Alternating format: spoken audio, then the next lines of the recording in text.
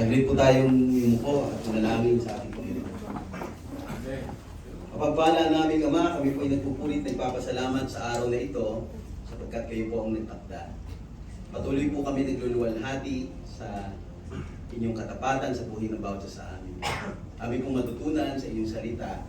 Ang hiwaga po nito, sa pamamagitan po nito, Diyos. Kami po ay lumakad, kami po ay mag-act as your servant. Kayo nga pong siya mapulit maitaas sa langin namin sa pangalan ni Jesus. Amen. Pwede mo bang palakpakan natin ang ating Panginoon? Maganda mo pala dito sa church nyo para ho kung naka-lapel na ano. Kahit saan ka lumingon, pwedeng naririnig mo. Pero bago ho tayo mag-start, yun ho bang katabi ninyo kanina, bago yung dalawa doon nag-preach? Sila pa rin ba yung katabi ninyo o meron na hong na-rapture? Baka tayo na lang yung naiwan, no? By the way, pwede bang itaas natin yung kanang kamay natin? Tapos sabihin mo na sa kanan mo, sa kanan. Kapatid, merong puting ban sa labas. Tinatangay nun ang mga natutulog. Na humihilig. Pwede kang matulog, huwag ka lang hihilig kasi Meron po akong isang kilala na kaibigan na matagal nang gustong magkaroon ng dignidad sa buhay niya, katulad nung pinreach ni Pastor Ronnie. By the way, hindi man po ako kasing kintab at kasing kinis ni Pastor Ronnie. Pero mahusay yung umawit yan. Tapos si Chris naman, hindi naman ako kasing tangkad at kasing gwapo. Pero yun po yung boss sa isang organisasyon. Ako po'y simpleng common people yung ating pong pag-uusapan. Meron pong isang kaibigan ako, kilala ko na siya matagal na, gusto niya magkaroon ng dignidad yung buhay niya. Kaya naman, nung marinig niya yung preach ni Pastor Ronnie, talagang na-magnify yung kanyang pagtingin sa buhay. Gusto ko magkaroon ng dignidad. At dahil gusto niya magkaroon ng dignidad, nag-apply siya ng trabaho. So, sobrang tagal niya nag-a-apply. Dami niyang in-applyan. Sino nakaranas dito noon?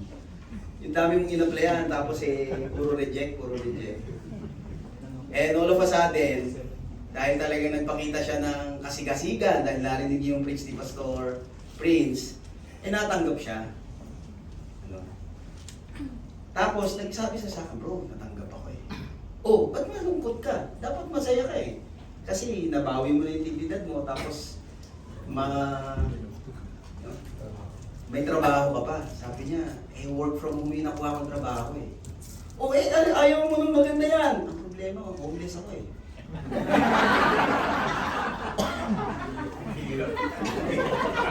Kasi magtatrabaho.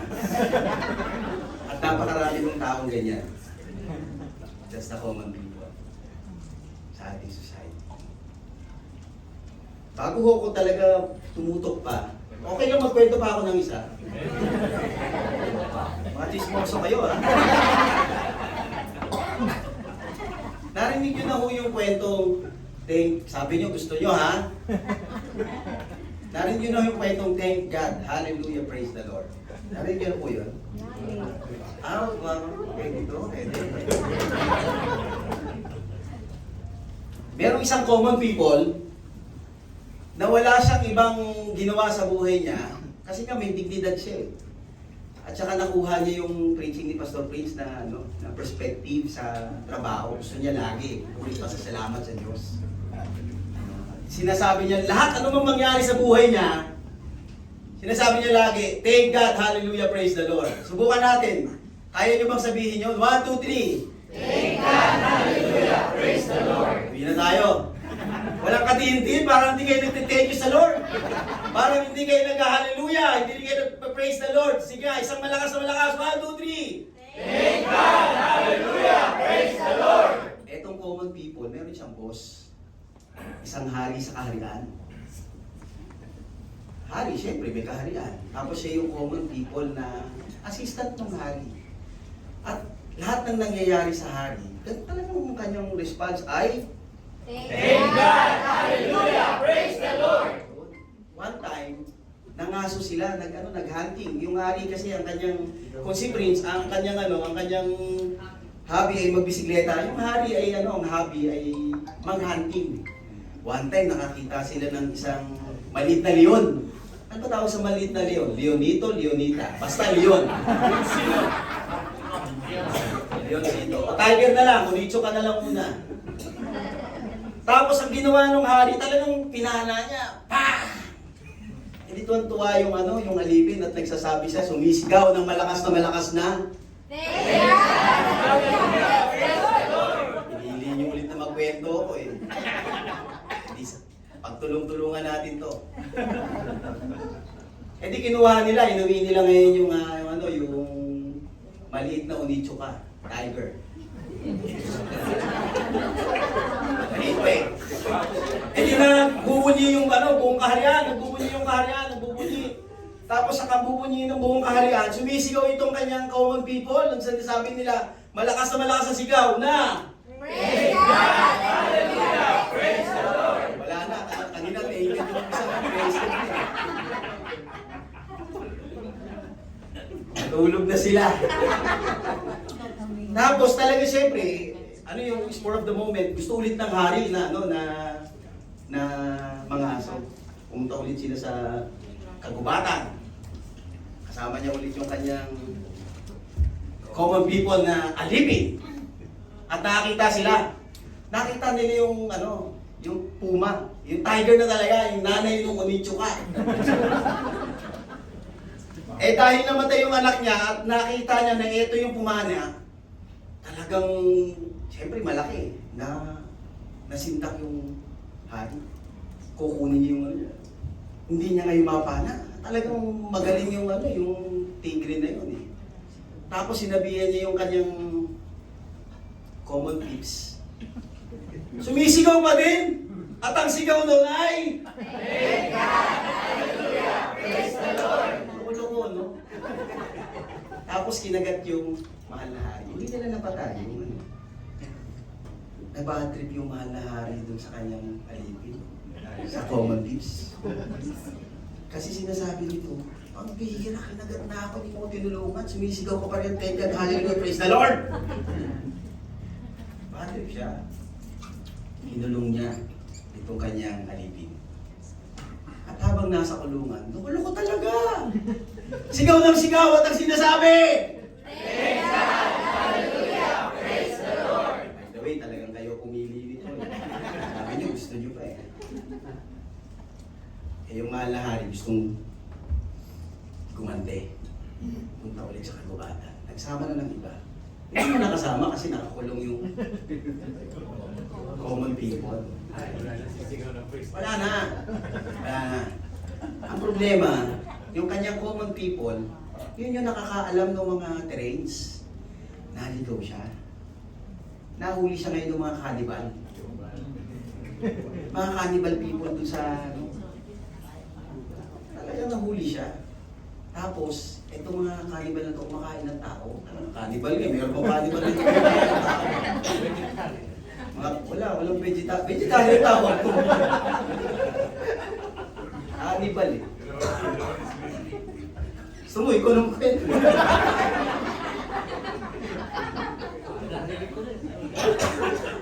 Narinig din daw. Eh di inuli siya. Tapos di nakatali siya ganun. Dinala siya sa kaharian ng mga kanibal. Eh syempre ito medyo tisoy ha. Rahari, wala namang tisoy na kasing kulay ko.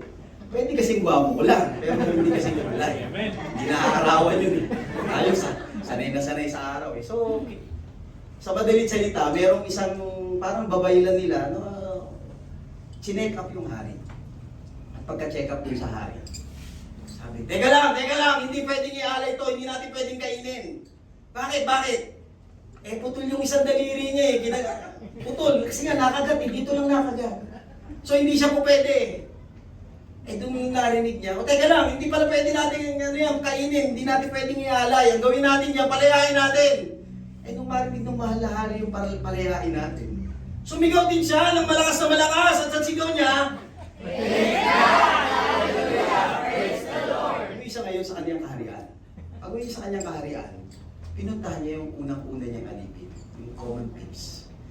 At sinabi niya, alam ko na ngayon kung bakit palagi kang nagsasabi ng thank God, hallelujah, praise the Lord. Kasi, inwento niya. Yung pagkakwento niya, buti na lang, nakagat ako. At napapasalamatan ko ng Lord. Nung sinabi niya kagad sa alipin niya, sigaw na sigaw din yung alipin niya. Walang tigil. Talagang namamaos, thank God, hallelujah, praise the Lord, thank God. Bakit kaya sigaw na sigaw? Kasi kung hindi siya kinulong, kasama siya. Eh wala siya agad.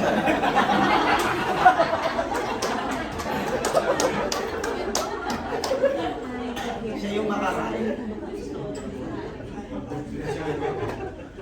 Napakaraming ganyan mo sa buhay po natin. Sometimes, we feel we're superior, inferior, and then those common people na magiging collateral damage ng mga diskarte natin, yung mga decisions natin, decisions that we make. Pero sometimes, binigyan tayo ng Panginoon ng ilang bagay sa ating buhay na dapat mong natin gawin. Tingnan natin yung ilang key takeaways dito sa ating mong gagawin. Dito natin makikita na yung shepherd's heart, tapos dito ho natin makikita parang kombinasyon na lang to. Kasi itong mga talagang nilupitan talagang diniin na ng diniin. Wala na ako itindihin sa inyo. Patatawarin ko na lang ata talaga kayo. Diniin na nila The takeaways that we have here is who are the common people in the Bible. Titingnan natin ng konti yan. No, hindi ko sinasabing mas biblical ako sa mga kasama ko, pero tingnan natin. How the gospel respond to the common people. Tapos yung pangatlo, practical things Christian do in response. Alam na namang nalaman natin kung sino yung common people, tapos wala pala tayong gagawin, ano? So, tingnan natin. Yung susunod po dyan, sabi rito, who are the common people in the Bible? Una, yung mga shepherds. Sila yung mga somehow, isa sa mga low status dun sa lipunan. Ano po? Ang iba sa kanila, uneducated, at yung mga iba sa kanila, mga ordinaryong tao lang.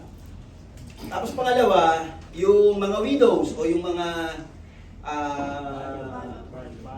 balo, no? By the way, yung mga mahihirap, dalawa na po yung klaseng definition ngayon, ng mahihirap. Tingnan nyo kung nasan mo kayo. Yung una talagang mahirap talaga, walang pera. Pangalawa, mahirap ka usap. Tingnan po natin dito. Sila yung mga marginalized status ng first century, itong mga widows po na ito. At most of them are vulnerables. Sila yung mga walang asawa, siyempre walang asawa, walang pera. No? So lack of financial stability. Tapos sila rin yung yung symbol ng mahihirap na poverty, yung poverty. As described in Luke chapter 21, sila yung poor. Tapos doon din sa Bible, yung mga fisherman, sila rin po yung considered na mga common people. Kasi yung kanilang trabaho ay tough and labor intensive yung kanilang ginagawa. At saka mas mahaba, no? Wala silang overtime kasi all the time ginagawa nila yung kanilang mga gawain. Ano po? Tapos yung mga tax collector, mayayaman to pero common people yung kanilang yung pagtingin po rito. Sapagkat kaya sila common people kasi marami na silang pera, feeling pa nila wala silang pera. Tulad mga nangyayari ngayon, no? Kilala nyo ba yun? Kaya pwede na tayo sumigaw ng kulong na yan. Tapos yung mga mahihirap talaga, ito yung sinasabi ko kanina, talagang mahihirap, walang pera, kulang sa mga resources o walang opportunity to have an income. Tapos yung mga abandoned children, yung ministry ni Pastor Ronnie tsaka ni Ate Badet. Ano po? So ito yung mga ilan, tapos yung mga may sakit, yung mga dinudugo, yung may mga ketong, at yung iba't iba pang may mga karamdaman. Ano po? So, tingnan mo nga yung katabi mo at encourage mo. Kapatid, may sakit ka man, hindi ka bilong dyan. Hindi ka mag-alala. Ha? Baka naman, stop, parang kasali ako dyan So, ito ho yung ilan sa common people sa Bible. Medyo maliliit lang, patawarin nyo ako, pero iiwan ko po dito yung kung gusto nyo balikan, pwede nyo tingnan. Ano po? Paano ho ba nagre-respond ang Biblia sa mga common people. Ano po, bibilisan ko na lang po, no? Kasi alam ko ho, medyo kanina pa po yung mga... Baka tingin nyo na ho sa akin, may pansit, kaldero, gano'n. Ano ho. So sabi ho rito, ang Espiritu ng Panginoon ay sumasa akin sapagkat hindi lang niya ako pakipadala ipangaral ang may sa mga mahihirap ang magandang balita. Unang-una, ang gospel nagre-respond sila ay ang salita ng Diyos ay para sa lahat. Ano po? So para sa katabi mo, sabi mo para rin pala sa iyo ito. At sinabi diyan, no, kung sino-sino yung mga yan, no? Sila'y lalaya at mga bulag na sila'y makakita, sinubong palayanin ni Napi at upang ipahayag ang panahon ng pagliligtas ng Panginoon. So, ang ano po pala, ang gospel ay inclusive, talagang para sa lahat po, hindi yung para kung kani-kanino lamang. Tapos sinasabi rin po dyan sa Mark chapter 1 verse 15, ay ang gospel po, ang respond po ng gospel para sa mga common people, it is an invitation to repentance and faith. Ano po?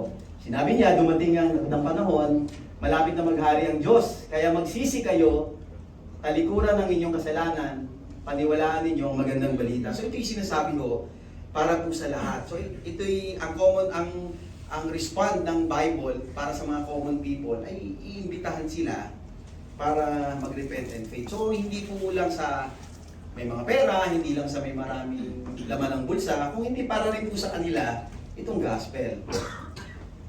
At sinasabi din po dito sa John chapter 1 verse 12, it offers freedom and new identity.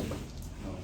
Alam natin na ang tingin na nga po sa kanila ay may hirap, ang tingin na nga po sa kanila ay mga aba. Ano po?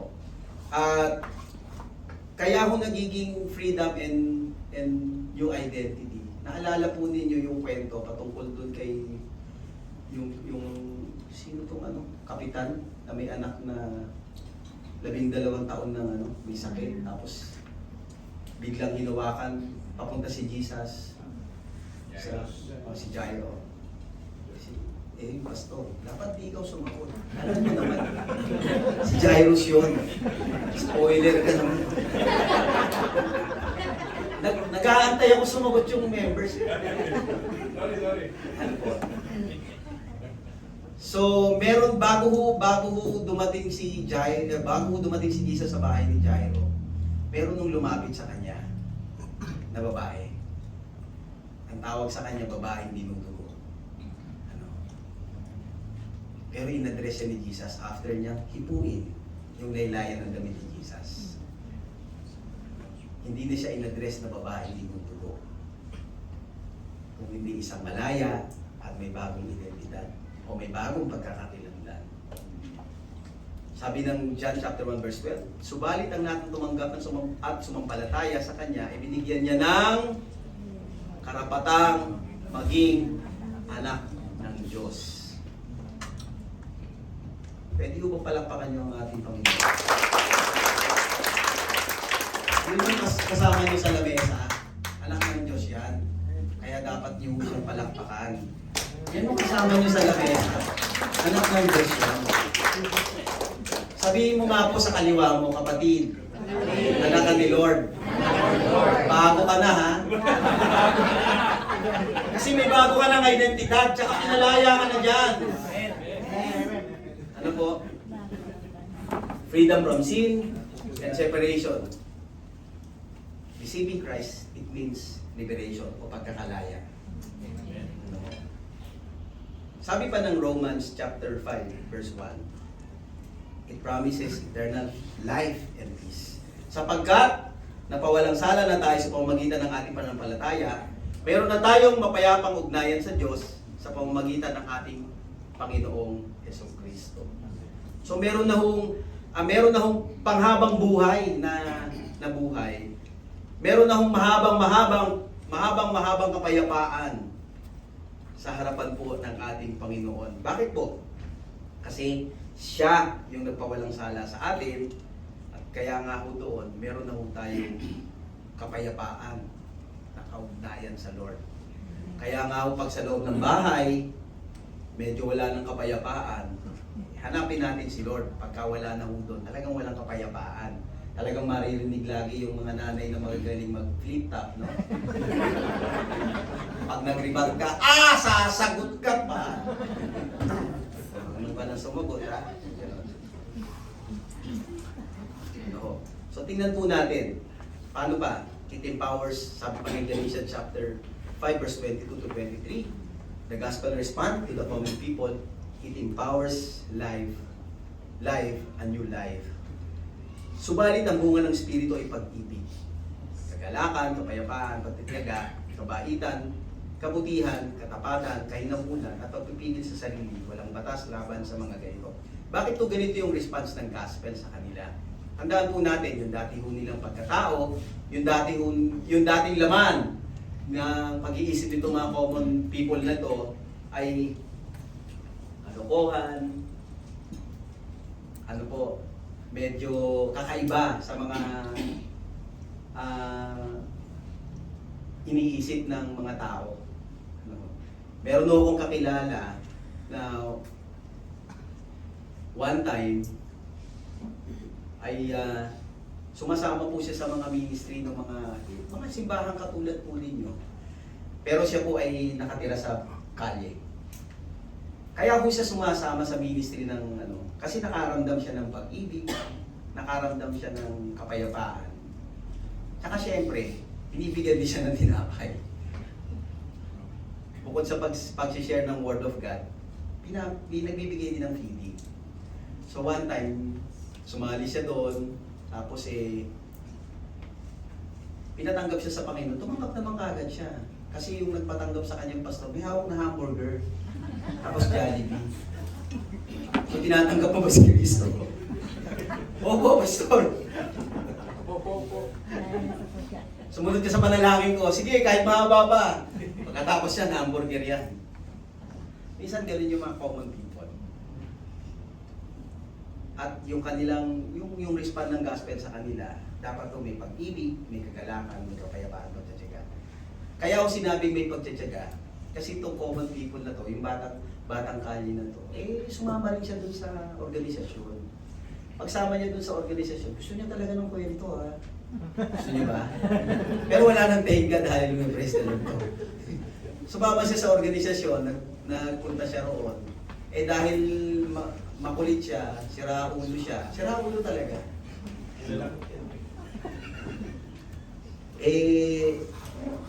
Ang ginawa niya, niloloko niya lang yung mga pastor doon, tsaka yung mga tao sa organisasyon.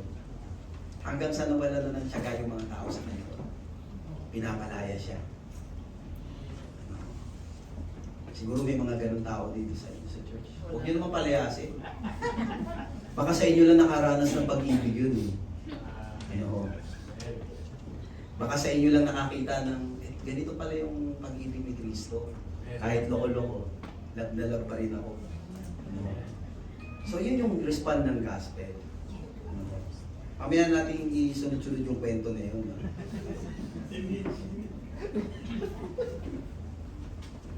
Dagdagan natin ng konti bago tayo mag-conclusion doon. Hanggang sa nasa loob siya ng organisasyon, nagbabait, tapos magloloko na naman, pupunta na naman sa kalye. Tapos pag wanted sa pulis, maraming ginawang kalokohan, pupunta na naman sa organisasyon. Bakit? Ginagawang tagawan yung organisasyon kasi mainit sa labas. Kailangan magpalamig. So pupunta siya sa organisasyon.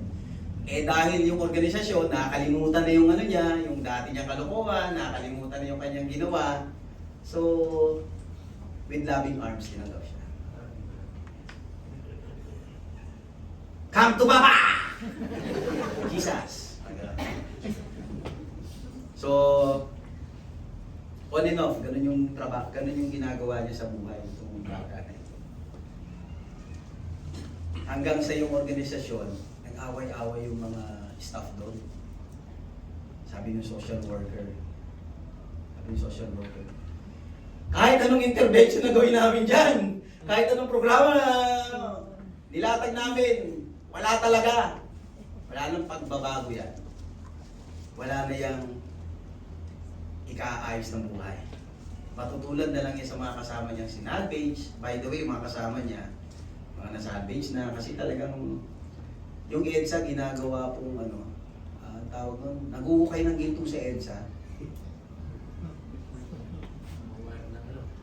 Hindi, kinukuha sa leeg, minsan sa kamay, mga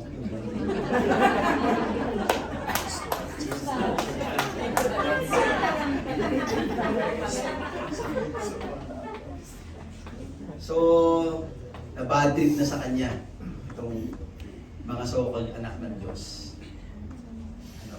Nag-away-away na sila. Hindi, kailangan natin tulungan yan. Hindi, wala nang pag-asa sa buhay yan. Hindi natin. Bakit ito kailangan ng simbahan? Kanina pa pala to, sorry. Bakit ito kailangan? Kasi meron pong around 831 million sa buong mundo ay namumuhay sa kahirapan. Maaari kasama yung bata na yun. Meron lang pong $3 per day. That is 150 plus o less than 200 for now, no? Or nasa 200. Sino kayang mabuhay ng 200 dito? 200 pesos daily. Pangkapilang namin yung pastor sa Starbucks. Wala pang tinapay yan.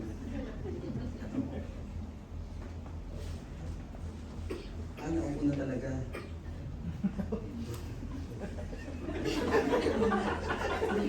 Natuto na sila doon sa una kasi next. Oh yeah.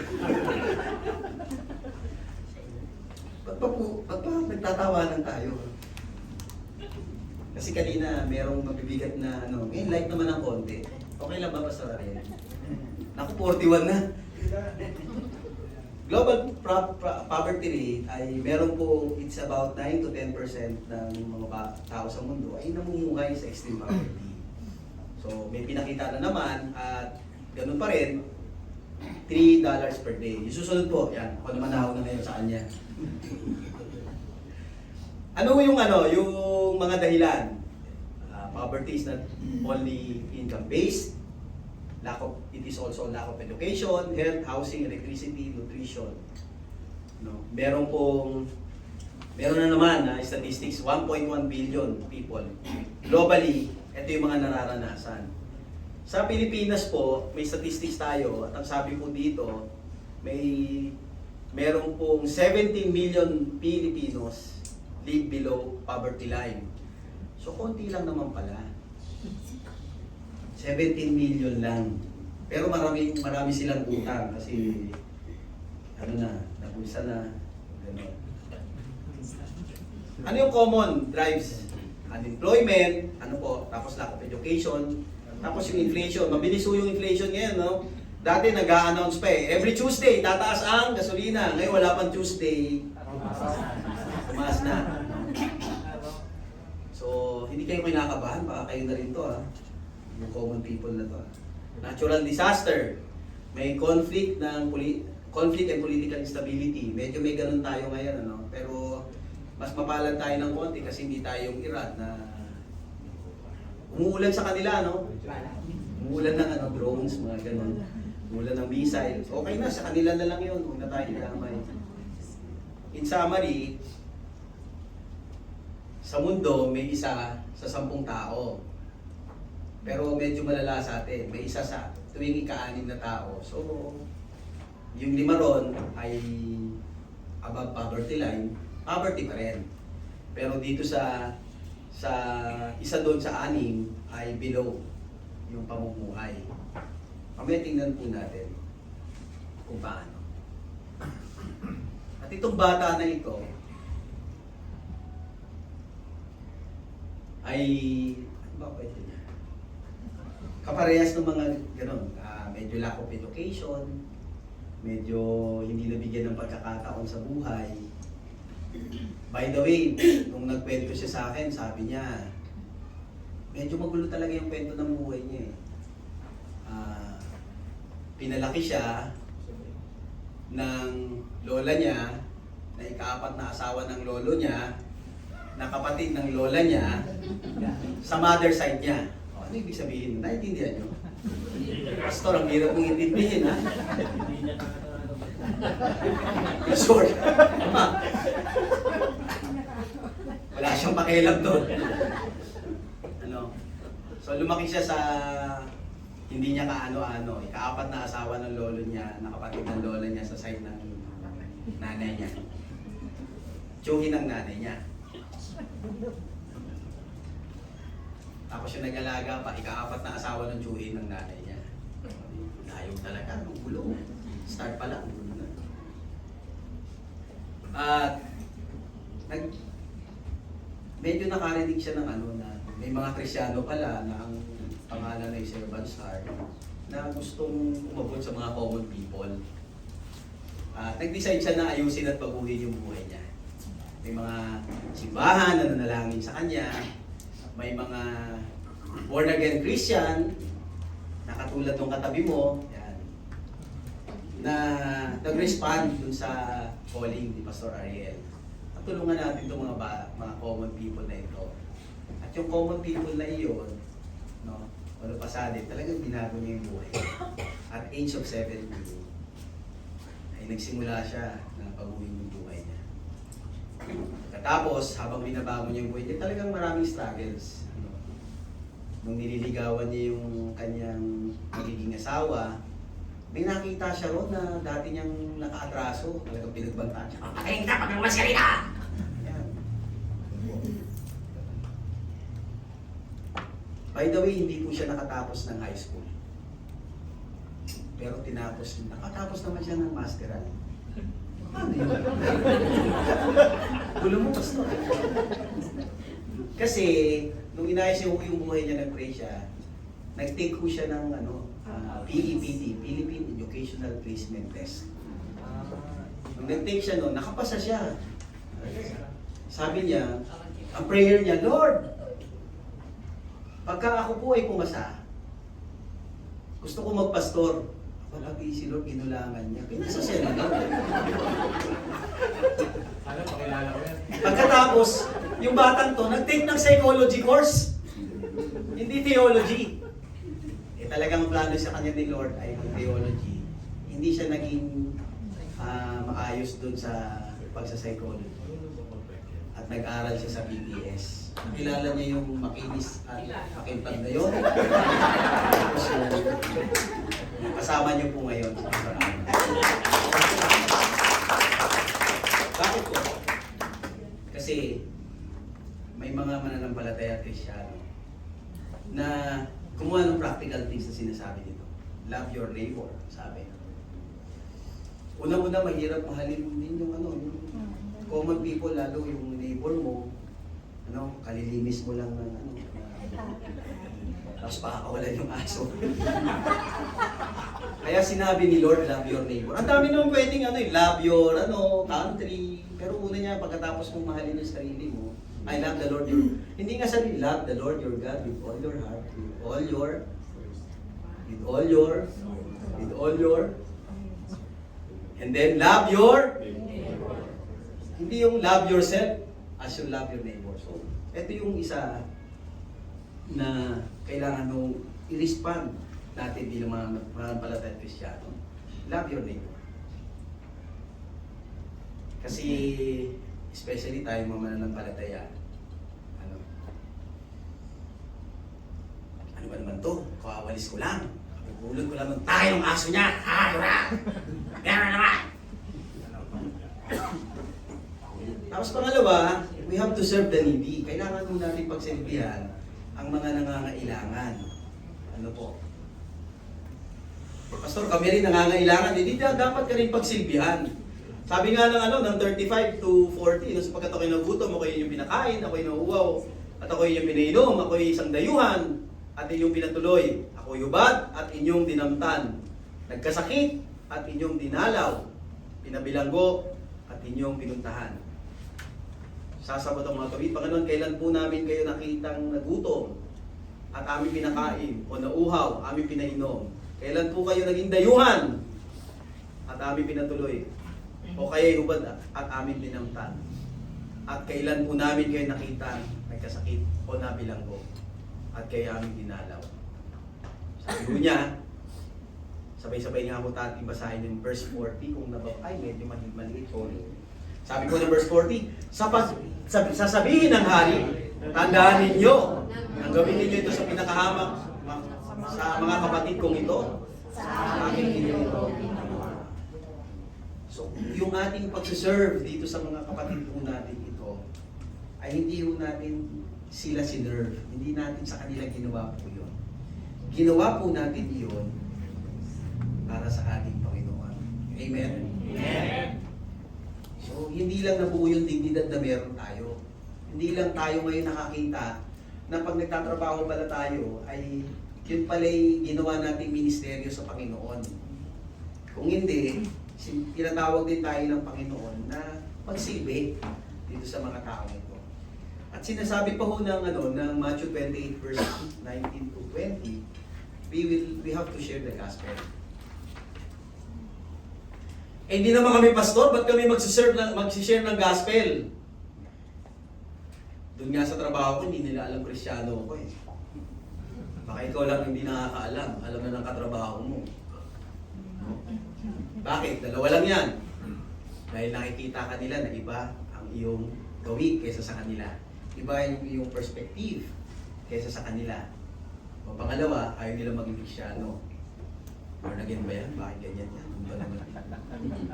We don't need to share gospel.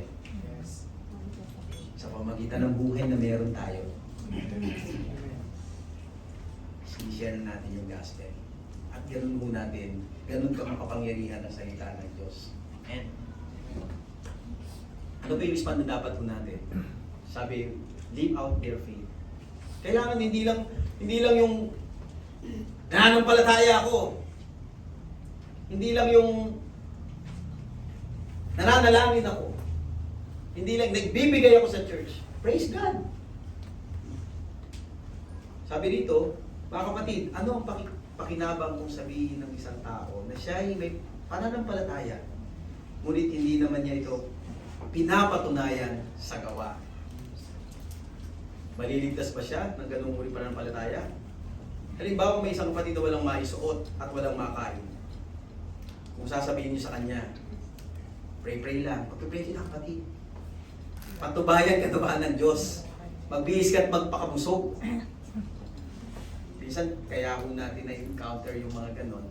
Meron nung gustong sabihin sa atin ng Lord. Meron nung gustong ipagawa sa atin ng Lord. At feeling ko naman, itong Shepherd's Heart Filipino Christian Church ay ginagawa ho itong mga bagay na ito. As I have heard, pumunta ho kayo dun sa organisasyon nila Pastor Ronnie at tumulong dito sa mga batang ito. Alam po ninyo, totoo yung sinasabi ni Pastor Ronnie. Yung inyong bakas o yung mark na iniwan niyo po doon, hindi mo malilimutan ng mga bata mo ito. Kung alam na nila yung bahay ninyo, pupuntahan nila kayo at manghihingi pa sa inyo. Pwede.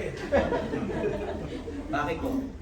Kasi once naramdaman mo nila yung pag-ibig ni Kristo at bukal sa inyong kalooban yung pag-ibig na yun, sasabihin nila, ganitong klase ng mga mananampalataya ang gusto kong laging makasama. Amen. Alam po ninyo, nung inaayos ko na po yung buhay ko, meron nung mga mananampalataya na nag-away. Tapos may nagmura pa. O naging Christian na. Piya yan, wala naman talagang pagbabago yan. Ganon.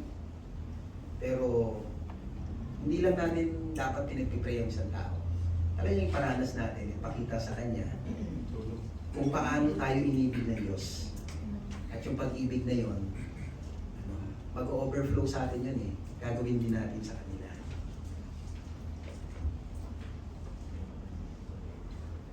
Ito yung isa, sinasabi ng Thessalonians, pray for others. Palagi kayong manalangin. Panalangin po natin itong mga kapatid po natin. Ito. Manalangin tayo na Lord, itong linggong ito, pagkatapos ng aming church, bigyan mo ako ng specific na tao na tutulungan. Panalangin natin, anong klaseng tulong? By the way, kung tatanungin niyo po ako, Pastor, pwede po bang pagka nakakita kami ng batang gumagala sa palengke o saan man, magbibigay kami. kung tatanungin niyo si Pastor Ronnie, ang sasabihin po niya, tsaka ako, huwag po kayong magbigay kasi hindi makakatulong yon. Ano? Bakit? Ba't di makakatulong yon? Kasi halimbawa, lahat kayo, ilan yung population ngayon dito? Ngayon, ilan yung umaten? 60? O, times 5 pesos each. Halimbawa, talagang ang galing ni Pastor Arman, biruin mo, for thank God, hallelujah, praise the Lord. Nagbibigay kami ng 5 piso doon sa isang nangangailangan. Nakita kami dyan, tinawag namin, di pa 5 pesos kami. 60 times 5, that is 3,000. 300.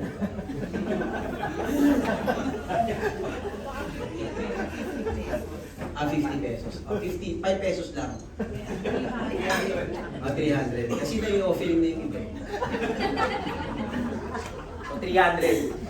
Sa tingin niyo yung bata alam niya kung paano niya gagawin sa 300. Pupunta sa computeran yon. Pag uwi nung bubugbugin ng magulang yon. Bakit? Ang tagal niya sa computeran eh. Lutusan siya bumili ng suka.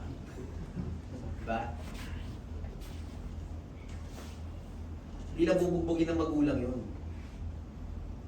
Mapabattery pa sa kanya yung mga kapatid niya. Bubulihin siyang palagi. At hindi lang yon. Sa susunod na Sunday, babalik siya rito. Kasi magbibigay ulit siya ng 5 pesos sa inyo. Mas mababarkada na siya. Tapos hindi na siya uwi sa kanila. Maglalayas na siya. Dahil binigyan siya ng shepherd hearts. Ng 5 pesos each. Hanggang sa mapariwala na. Hanggang sa maging katulad ni Pastor Arman yung buhay. Eh, magpapastor din naman yan eh. Hindi parehas yung aking patutulungan, mga kapatid ha? Maaaring iba yung mangyari sa kanya. By the way, nung bata ko, gawa ko talaga ng gawa ng kagaguhan sa buhay. Bakit to? Kasi yung mga napapanood mo, yung mga hard killer, iba, isang trabaho, tapos matagal na gusto kong gano'n. Gusto kong makakilala ng gano'n. Pero hindi talaga gano'n yung plano ni Lord eh. Ang plano ni Lord kasi, mag-preach ako dito ngayon. Kasi kung naging hard killer ako, hindi ako mag-preach ngayon dito. Ang plano ni Lord talaga. I-encourage po kayo na manalangin po sa mga tao. Ano pa ho? Gather and encourage them. Ulit sila. By the way, tapusin natin yung yung kwento ng bata, no? Huwag ko kayo magbibigay ng 5 pesos. Kung gusto niyo siyang tulungan, punta kayo sa bahay. Gagawin namin doon, pag pumunta kami sa bahay, alamin ninyo kung ano yung kailangan talaga. Katulad ng sinabi ni Pastor Ronnie, binigyan ng maraming damit, hindi na pala kailangan ng damit. Kailangan lang pala gamot sa alipungan. O, di ba? Makita mo yung damit mo, tinatapon na. Ang bihira naman, Uniqlo yun, tapos tinapon lang, hindi nga nila ma-appreciate eh. Hindi ganun yung mindset po nila. So, kailangan po nila talaga tulong, hindi po yung band-aid solution. 5 pesos is a band-aid solution po yan. It creates dependency. Kaya ho pag magbibigay kayo, tapos church kayo, every week nandiyan po yan. Hanggang sa mapaliwala. So we have to gather them and encourage. Kaya ho, gather them, ay para ho talagang malaman natin kung sino sila at makilala natin. Kung anong kailangan nitong common people na to. Kung anong kailangan nila. No? At may paranaso natin sa kanila yung pagmamahal at paggawa ng mabuti. Tapos, unti-unti, integrate natin sa church. By the way, ako po ay nagmi-ministry po ngayon sa isang organisasyon ng isang church sa Mandaluyong na ang ating inaabot doon na community ay yung pinakamalaking barangay sa buong Pilipinas. Alam niyo po ba yun? Yung Addition Hills, Barangay Addition Hills, pinakamalaking barangay sa buong Pilipinas. At saka mataas din ang poverty rate. So yun yung ating inaabot. Ano bang meron special dito sa Addition Hills? Yung Addition Hills po, noong year 2000, siya po yung producer ng mga magnanakaw, producer ng mga addicts, yan sa bandang Mandaluyong. Noong year 2000. Kasi nga ho, yung poverty, mataas talaga, tapos yung education, mababa, tapos walang mga alam mo, galing sa iba't ibang lugar, tapos pumunta doon, mataas yung nakawan, mataas yung kung ano-ano. Pero, ngayong 2026, kung siya noon ay producer ng mga masasamang tao, ngayon po, mamaya makikita ninyo, may mga magagandang mga bagay na nangyari. So we have to gather them and encourage. Ito ho yung ilan. Yan. Love and serve other, share the gospel, live out their faith, pray for others, and gather and encourage them. Ito ho yung ilan sa ministry na, ito yung addition list. Yan. So, sa addition needs, kada block po ay meron pong basketball court. Tapos yung basketball court, meron pong palaging may picture ng ano significant yan? Wala po. Basta, ito yung ministry natin. Ito po, ang tawag ko dito sa ministry ito, Kids Outreach Ministry. Bakit may Kids Outreach Ministry? Kasi po itong mga bata po na ito, hindi talaga pupunta sa church. Ano gagawin natin?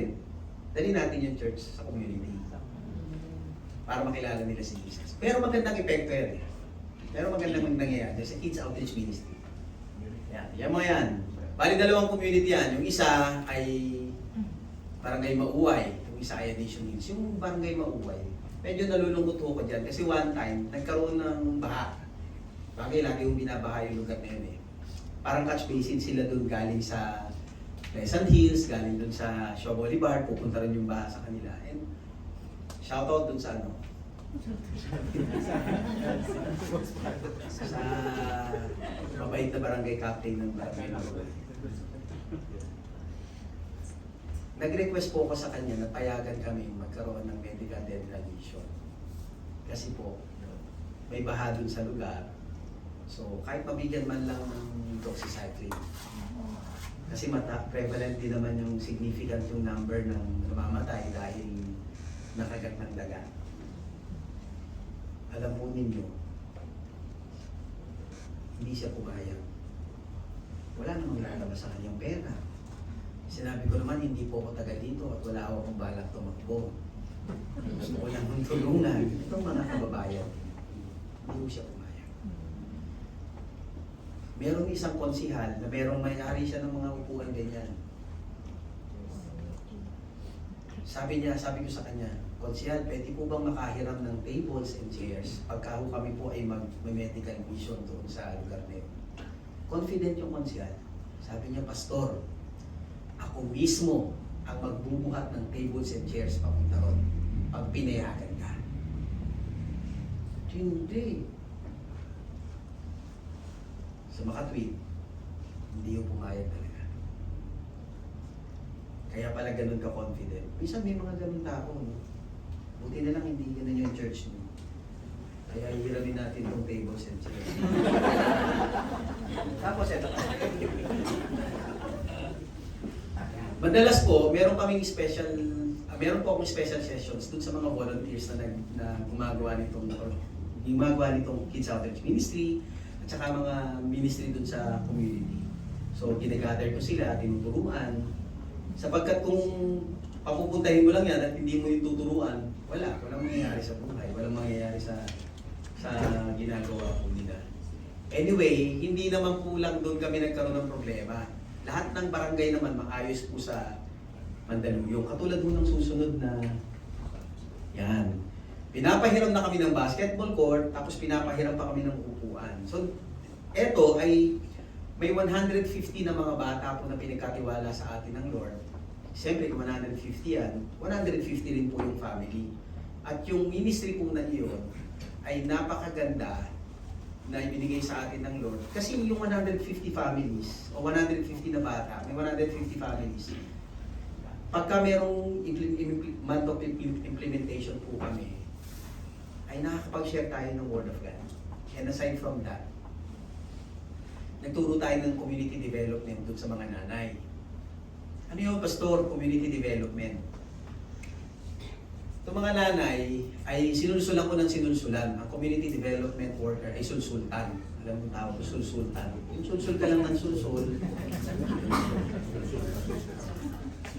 sinasabi ko sa kanila, may magandang mangyayari basta gawin natin to. Eh, syempre, dahil pastor ka, at yun yung kwento mo, eh, nagpasulsol naman sila. Alam nyo, hindi naman kailangan gumastos ng malaki para magkaroon ng magandang ministry sa loob ng community, lalo sa mga depressed. Kasi may mga pera ho yung mga yan. Huwag ko kayo mag-alala, hindi ko kayo, hindi, kailangan lang ho nila ng mag-organize sa kanila. Bakit po? Pag pumunta ka dyan sa mga yan, pag sinasabi nilang wala silang pera, kaya na, tumutunog na. Pagka ganito yung tunog, ayun yung malapit na talaga eh.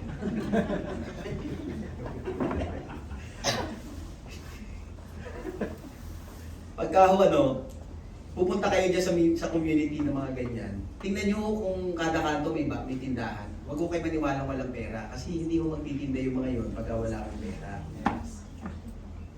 So, sinulsulan natin sila. Alam mo ninyo, merong naggawa kami ng savings. Nag-savings po kami. So, 5 piso, hanggang sa nakaabot kami ng tigo 1,000 each. Hindi ako sumali kasi pag sumali ako, medyo, syempre, magiging iba na yung aking pagtingin. Hindi ako makakapag-decide ng mas maayos kasi meron na ako stake. Maganda yung wala kang stake.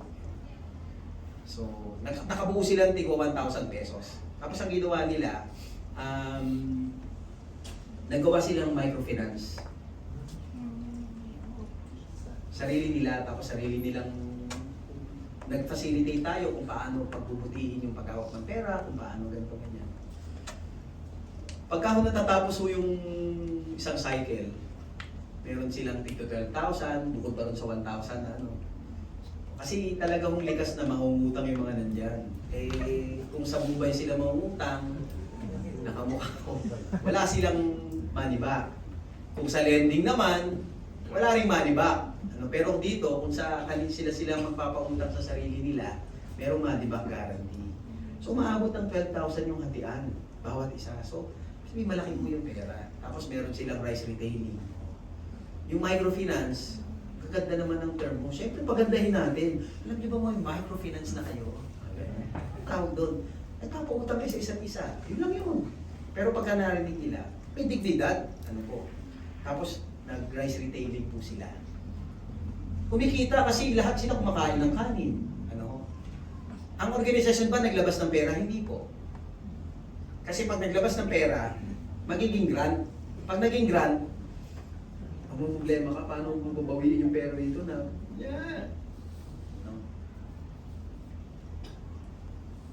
masusunog. Pero kung pera nila, aalagaan nila, mamahalin nila. At on top of that, si Kristo yung ating tinataas lagi sa buhay nila. Kasama ng aming business meeting, meron kaming sharing. At napakadami, napakayaman ng salita ng Diyos. Hindi kami nagbobolahan doon kasi pag nagbobolahan kami, may pera akong involved eh. So, makikita mo yung sincerity ng isang tao, makikita mo yung sincerity ng isang nanay, makikita mo rin naman na na may mga matitigas sa buka na hindi nagbabayad, pero nasisingil pa lang naman po.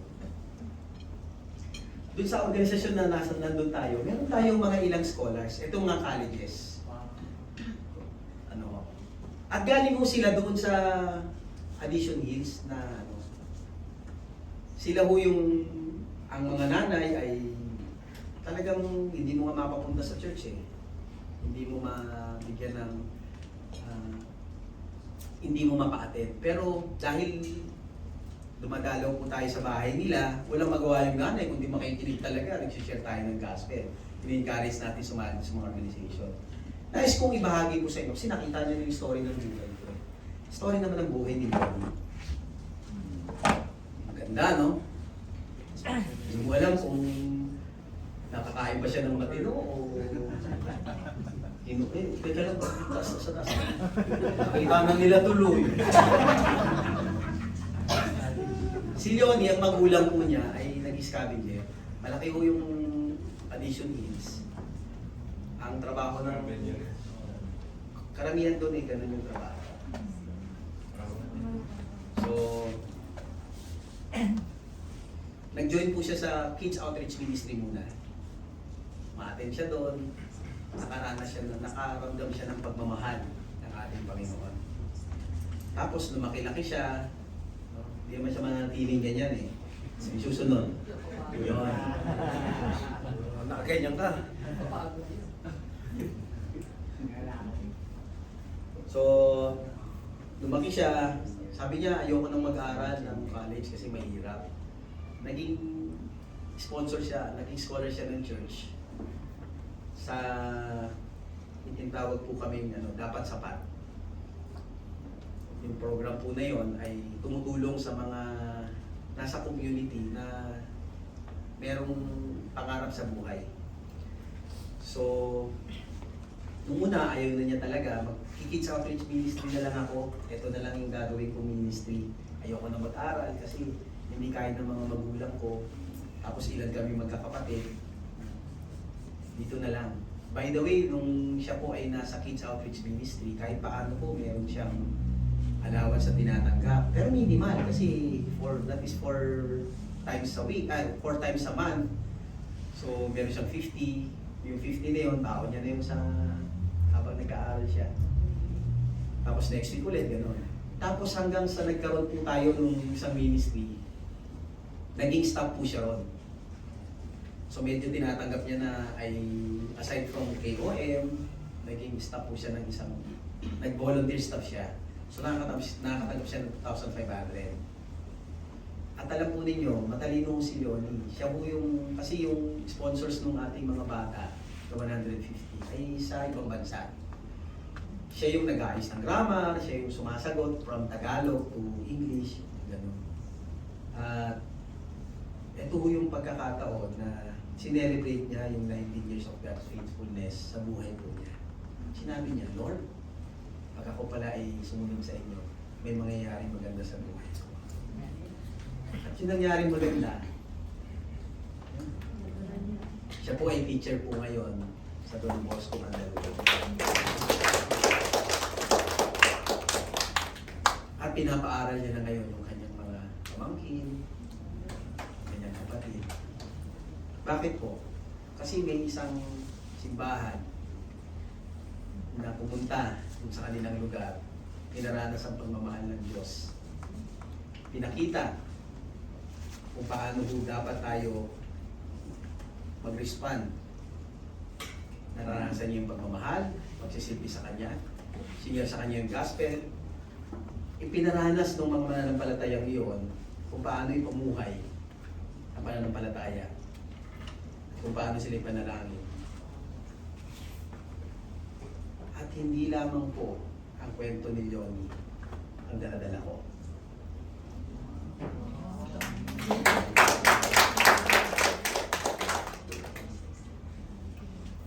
Karamihan po dyan, teacher. Meron po dyan, nagtatrabaho sa IT. Meron ay nasa finance. Itong mga batang ito, medyo ngayon puro babae, pero yung susunod na taon, meron na naman akong slides, puro lalaki naman. Ito ho yung ilan sa mga manggagawa sinabi, huwag na natin tulungan yan. Huwag na natin gawin yan. Pero nakita nila yung respond ng gospel at sumunod sila sa sinasabi. Nais kong bago matapos po ito, tayo po ay aawi in response dito sa mga senior namin ni Pastor Pins, Pastor Ronnie.